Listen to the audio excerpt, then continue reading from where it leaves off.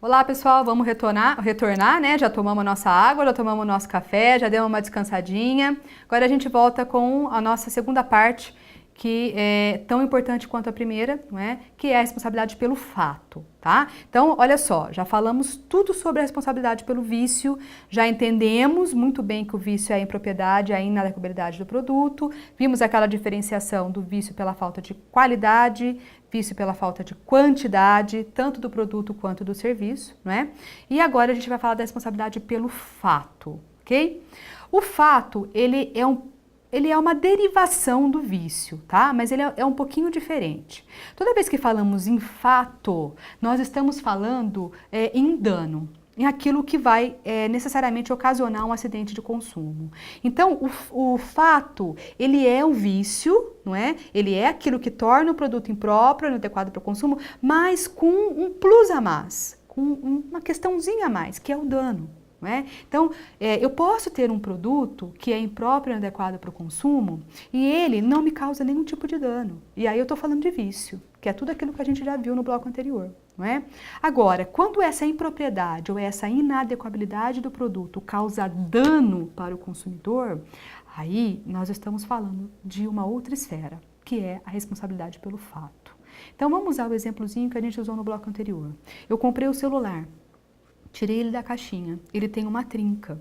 Então, quando eu bato o olho ali, inicialmente eu tenho um vício porque ele está impróprio e inadequado para o consumo. Mas imaginar que eu não ligue para isso e eu vou usar o celular mesmo assim. E aí eu pego o celular e faço uma ligação. Na hora que eu estou fazendo a ligação, o celular explode. E aí ele arranca um pedaço da minha orelha fora e é sangue para todo lado. Eu adoro esses exemplos sanguinários. Vocês sabem que eu gosto muito, não é? Então, vamos imaginar que eu arranquei um pedaço da orelha fora. Houve um dano óbvio, não é? Eu tô sem orelha, tem um dano enorme, não é? Então, nesse caso, especificadamente, nós estamos diante de uma responsabilidade pelo fato. E ela muda um pouquinho, né? Todos os conceitos que são adstritos à responsabilidade pelo fato tomam uma outra roupagem aqui, né? A partir do artigo 12, da previsão do artigo 12 do Código de Defesa do Consumidor, ok? Então, olha só. O artigo 12, ele fala claramente, né? Então, ele diz ali, de forma inicial, que o fabricante, o produtor, o construtor nacional ou estrangeiro e o importador respondem, independentemente da existência de culpa, não é? Pela reparação daqueles danos que forem causados ao consumidor por defeito decorrente de projeção, de fabricação, de construção, de montagem, de fórmula, de manipulação, de apresentação, acondicionamento de produtos, ok? Bem como por informações insuficientes ou inadequadas sobre a utilização daquele produto. Tá? Bom, aqui eu vou começar chamando a atenção para algo muito importante. Vocês estão vendo que tem uns grifos aí, né, na nossa projeção. Por que esses grifos estão aí? O código, ele é muito claro ao definir a responsabilidade e o sujeito da responsabilidade. E aqui eu vou chamar bastante a atenção de vocês, tá? Quando nós falamos responsabilidade pelo vício, acabamos de falar disso no bloco anterior, a responsabilidade pelo vício, ela traz uma cadeia de fornecedores, não é isso? Ela traz um montão de gente que a gente pode responsabilizar. Agora, quando eu falo de fato, atenção, o código, ele indica quem será responsabilizado, claramente. O artigo 12 aponta de forma bem objetiva quem que eu vou responsabilizar. Tá? E no caso de fato, são essas pessoas que estão indicadas no artigo 12 aí. Então vamos imaginar o exemplo que eu dei, né, do celular que explodiu e me deixou sem orelha. E aí eu olho para aquela situação, fico desesperada, pego o pedaço da minha orelha, pego o celular, pego o Código de Defesa do Consumidor, enfio embaixo do braço, saio correndo e vou lá onde eu comprei. E aí eu dou o maior barraco, porque eu quero o outro celular, porque eu quero a tal orelha de volta. Não é isso? Posso fazer isso? Não posso, tudo bem? Por que eu não posso fazer isso? Porque o artigo 12 diz claramente quem eu posso responsabilizar. E tá lá, o fabricante, o construtor nacional ou estrangeiro, o produtor, não é isso? Essas pessoas podem ser responsabilizadas. O dono da loja que me vendeu é comerciante. Ele está aqui no artigo 12? Não está. Então eu posso exigir responsabilização do comerciante? A priori não, a gente vai ver que tem uma exceçãozinha daqui a pouco, tá? Mas a princípio não posso. Então eu posso exigir uma responsabilização do fabricante. Do fabricante do celular eu posso, mas do comerciante, no caso de fato, não. Então a primeira questão que eu quero chamar a atenção de vocês, de forma bem pontual, é quanto ao sujeito da responsabilização. Aqui nós temos sujeitos mencionados, indicados expressamente pelo texto legal, tá? Uma segunda questão que eu quero chamar a atenção, né? A responsabilidade objetiva. E aqui, de novo, a questão de interpretação, né? Que é muito importante quando a gente está lendo um texto legal. O artigo 12 fala, fabricante, o construtor, nacional ou estrangeiro, o importador, o produtor, são responsáveis independentemente da existência de culpa. Quando a gente lê isso num texto legal, né, nós já sabemos que estamos diante de uma responsabilidade objetiva. E por que a gente sabe disso? Porque a gente sabe que a responsabilidade objetiva é aquela que exige da gente o quê? Quais requisitos? Fato, dano, nexo causal.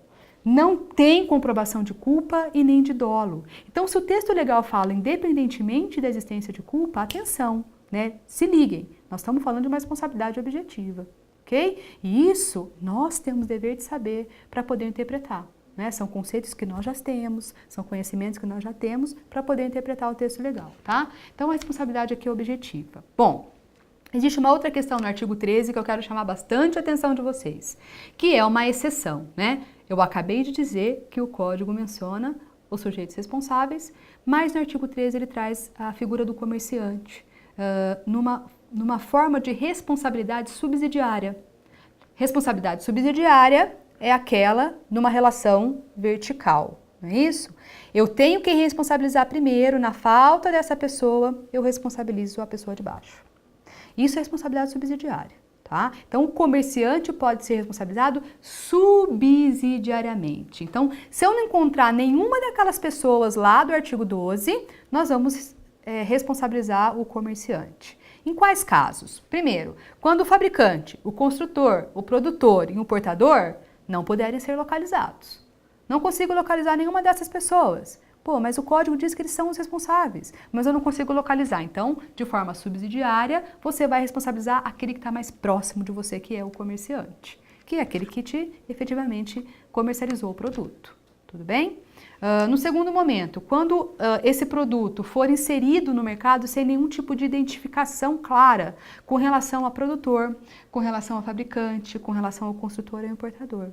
Aí você também, de novo, vai responsabilizar o comerciante de forma subsidiária, né? Lembra que primeiro você tem que sempre buscar o fabricante, o produtor, o importador. Caso não encontre, aí você vem para o comerciante. E por último, quando esse comerciante não conservar adequadamente os produtos perecíveis, né? Produto perecível, aquilo que pode se perecer, aquilo que pode se perder. Um exemplo clássico de produto perecível, o iogurte natural, né? Iogurte natural, ele tem um tempo para ser consumido. Passou do tempo, ele perde a validade e ele fica impróprio para o consumo. Então, ele se torna um produto imperecível, não é isso? Então, no caso de você conservar, do comerciante conservar inadequadamente esses produtos, ele vai ser responsável. Então, o Zé da esquina tem lá aquela geladeirinha que fica lá na vendinha, cheia de iogurte. Só que aí a geladeirinha tem que estar a 4 graus, ela está a 23 graus. Ele está conservando de forma adequada? Não. Não é? Então, se o produto ali tiver algum tipo de problema, quem vai ser responsável? O próprio comerciante. Se alguma pessoa ingerir aquele Danone que tiver estragado, tiver uma infecção intestinal, quem que vai ser responsável? O comerciante. Tudo bem? De forma subsidiária, tá? Bom, aqui é importante a gente falar também do artigo 12, parágrafo 1º, né, que existe ali a questão, quando a gente fala de dano, né, a gente fala do acidente de consumo, isso está muito ligado ao defeito. E por isso que eu falei lá no bloco anterior, né, que muita gente fala, acha que defeito é quando eu compro alguma coisa e ela não funciona. Não é? Isso a gente já sabe que tecnicamente é vício. O defeito está muito mais relacionado ao produto defeituoso. Tecnicamente falando, pelas disposições do código, o defeito está muito mais relacionado àquilo que efetivamente não vai propiciar uma segurança para esse consumidor.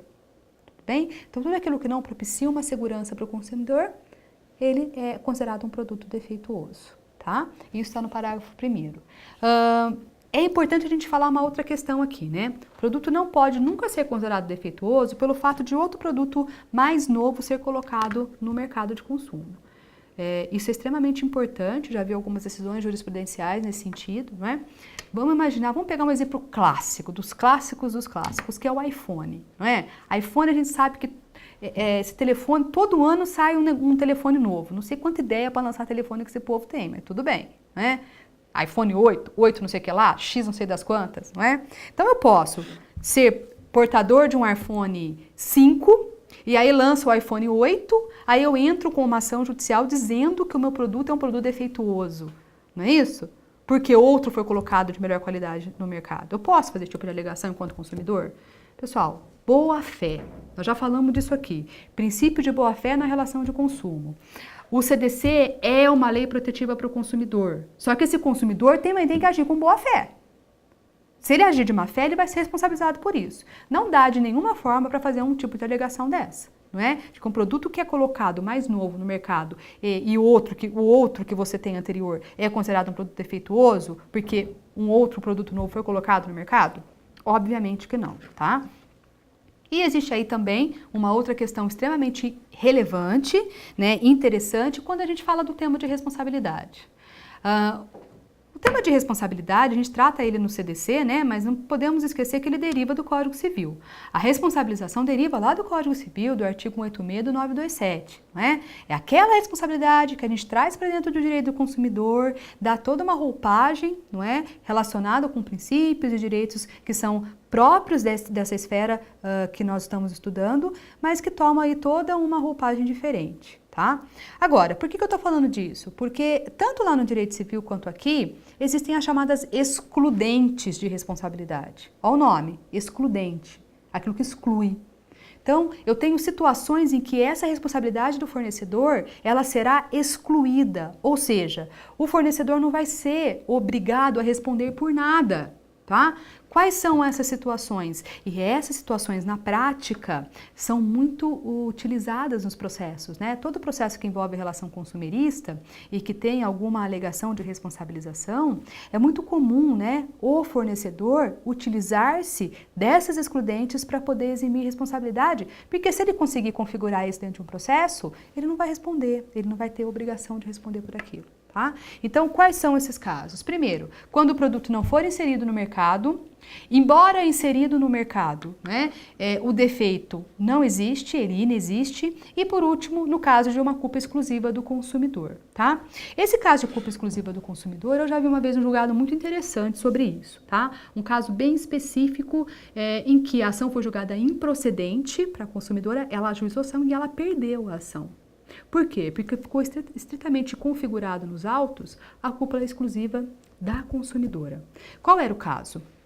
Uma mãe comprou uma banheirinha para criança, né? Para uma filha, ter uma filha pequenininha, ela comprou uma banheirinha para dar banho na criança. Bem, era uma banheira lá cheia das coisas, então ela tinha um jeito certo de ser montada e isso tudo o manual de instruções fornecia todas as informações necessárias para a montagem da banheira, a forma como ela tinha que ser realizada, porque ela tinha lá um encaixe embaixo e tinha toda uma forma peculiar, né, de montagem. Pois bem, o que aconteceu? A mãe montou a banheira, colocou o nenenzinho dentro da banheira, a banheira desmontou, a criança sofreu um acidente, né? E a mãe, posteriormente, ajuizou uma ação de reparação de danos, configurada aqui no artigo 12, né? Determinando e deixando ali muito claro nas suas argumentações a responsabilidade pelo fato do produto, tá? E aí, o que aconteceu nesse caso?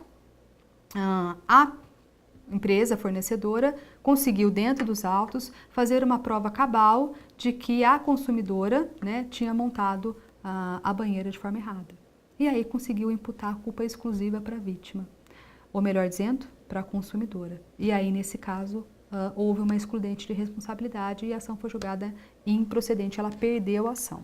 Tá? Então, são casos de excludente dessa responsabilidade, casos em que essa responsabilidade poderá ser excluída. Ok? Isso é a responsabilidade pelo fato do produto. Agora a gente vai conversar sobre a responsabilidade pelo fato do serviço, não é? Que é o nosso último tópico aqui do nosso encontro. E vamos conversar um pouquinho sobre essa responsabilidade que está prevista no artigo 14.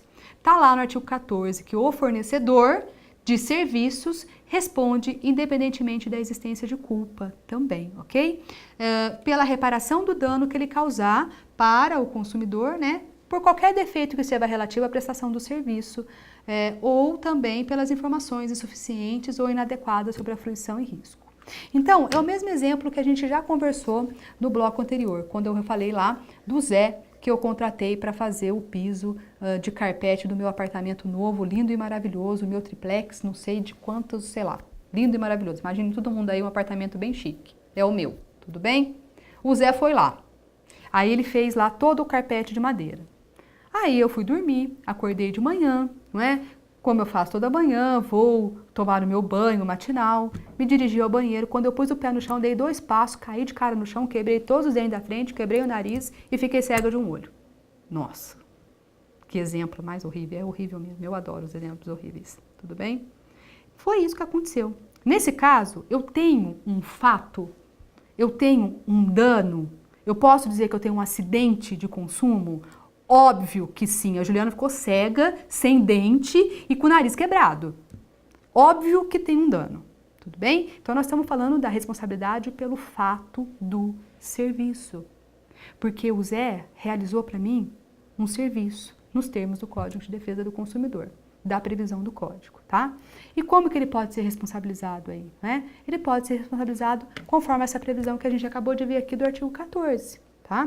E aqui eu estou falando de fornecedores, não é? Então, toda a cadeia de consumo está aqui, tá? A responsabilidade é uma responsabilidade objetiva, novamente, né? De novo, o que a Juliana tem que provar aí para imputar a responsabilidade para o Zé? O fato, o dano e o nexo causal. Aquilo que liga o fato no dano. Juliana tem que provar a culpa do Zé? Não. Eu tenho que provar dolo do Zé? De jeito nenhum. Tudo bem? Então, para imputar a responsabilidade, a gente tem que fazer a comprovação somente desses requisitos que a gente acabou de mencionar. Agora, tem exceção. Mais uma. Eu juro que é a última, tá bom? Tem a exceção. Quando a gente fala de profissionais liberais, nós não estamos falando de uma responsabilidade objetiva, mas de uma responsabilidade subjetiva. Profissional liberal. Quem é profissional liberal? Engenheiro, médico, não é? Pode ser, são considerados profissionais liberais. Então vamos imaginar assim, a Juliana começa com uma dor aqui na barriga e vai para o hospital. Chega lá, o médico me interna e me coloca no centro cirúrgico porque eu vou operar da apendicite, sei lá, cada um fala de um jeito, não é isso? E aí eu vou para a mesa de cirurgia. E aí lá na mesa de cirurgia acontece algum problema, eu saio de lá manca de uma perna. Eu acabei comigo nos exemplos hoje, né? Desdentada, manca, sem olho, mas tudo bem. Sem problemas. Então acontece esse tipo de situação, tá? Posso responsabilizar o médico? Posso responsabilizar o médico. Agora, atenção, para eu responsabilizar esse médico, eu tenho que comprovar o fato, o dano, o nexo causal, aquilo que liga o fato no dano, e eu tenho que provar a culpa ou o dolo do médico. Que ele foi culpa, que ele agiu com negligência, imprudência ou imperícia, e o dolo, melhor dizendo, né, que ele realmente fez aquilo com alguma intenção. Queria deixar a Juliana manquinha mesmo. Bem? Então, é extremamente necessário esses requisitos. E por que a responsabilidade é subjetiva do profissional liberal? Porque a atividade do profissional liberal, pessoal, é uma atividade de meio, ela não é uma atividade de resultado. Quando eu entro na mesa de cirurgia, ele pode necessariamente me prometer um resultado? De jeito nenhum.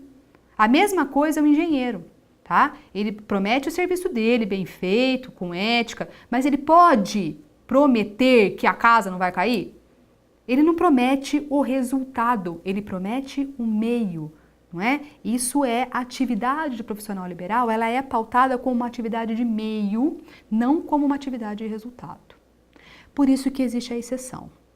Agora, para a gente fechar com chave de ouro mesmo, tem a exceção da exceção. Nossa, e aí vocês querem me matar, não é isso? Mas não me matem porque a culpa não é minha, tá? A exceção da exceção é uma previsão que tem pela doutrina, tá? Qual é a exceção da exceção? Um caso que acontece muito. Os casos de cirurgia plástica, não é?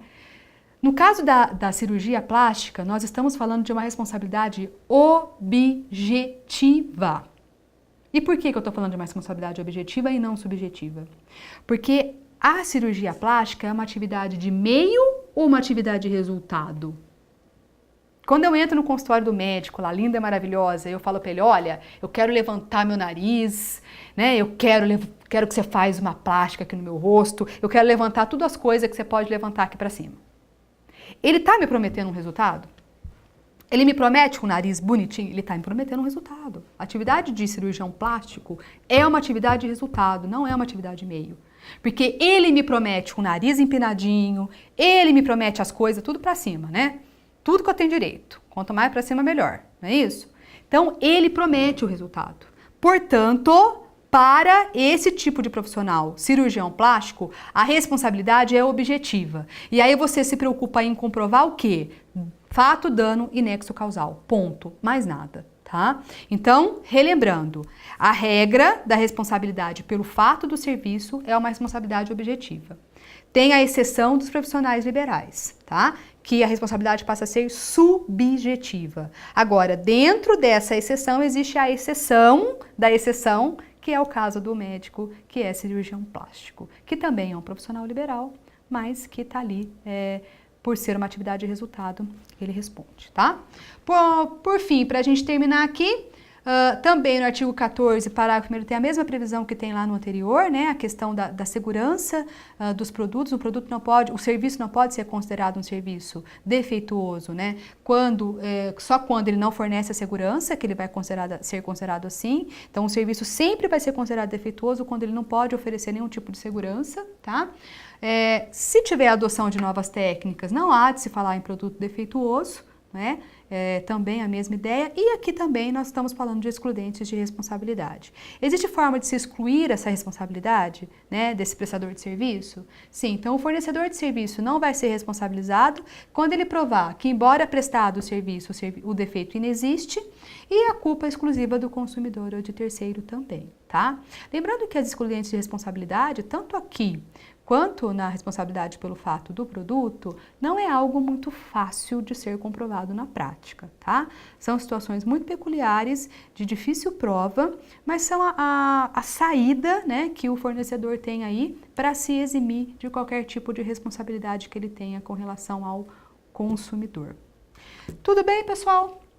Então, o que nós tínhamos aqui para conversar sobre esse tema era isso, ok? Eu espero muito que vocês possam ter gostado da aula, né, do nosso encontro virtual, que novamente vocês possam ter assimilado esses conhecimentos que são muito importantes, né?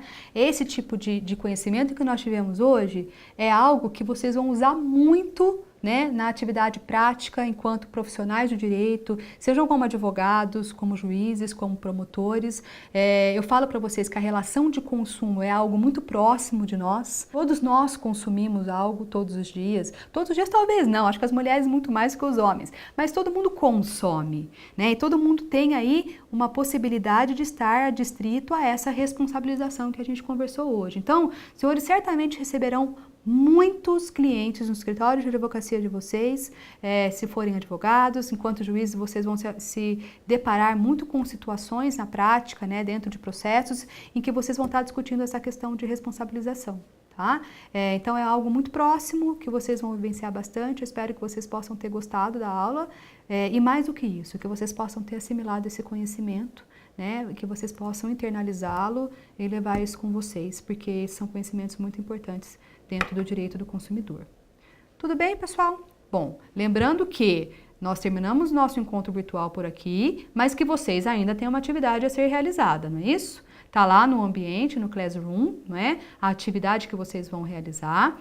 São 2 perguntinhas que eu coloquei lá para vocês, que envolvem aí uma situação prática, para ver se vocês conseguem vislumbrar a aplicabilidade desses conceitos que a gente trabalhou em sala de aula hoje, tá? Lembrando que vocês vão realizar a atividade e vão me entregar presencialmente no próximo encontro, tá bom? Pessoal, muito obrigada. Um beijo para todos vocês. Tchau, tchau.